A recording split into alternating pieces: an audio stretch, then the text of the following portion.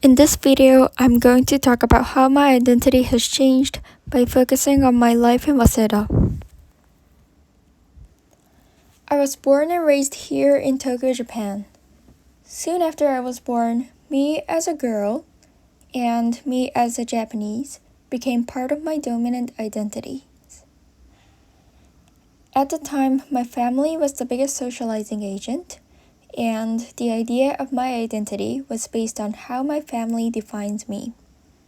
When I became a junior and senior high school student, I started to wonder who I am. Since I went to a girls' high school, at school we were often taught how to greet like a woman and dress up like a woman, and my identity as a woman got pretty strong. We also learned naturally about uniformity. In my high school, there were an unbelievable number of school rules, and such rules killed our individuality and taught us not to stand out. We all looked similar wearing same uniforms with restricted hairstyles, and I also found out that even inside of ourselves we're quite similar. In my case, however, there was one thing which made me a little distinct from others. Since my father was brought up in the US, I had some bicultural upbringings. Some of my friends picked up my new cultural differences and called me atypical Japanese or Americanized Japanese. Here, I confronted some identity crisis since I had never been to the US and such identity was not mine but my father's. When I became a university student in Waseda, I finally felt that I was liberated to explore my identity and express them.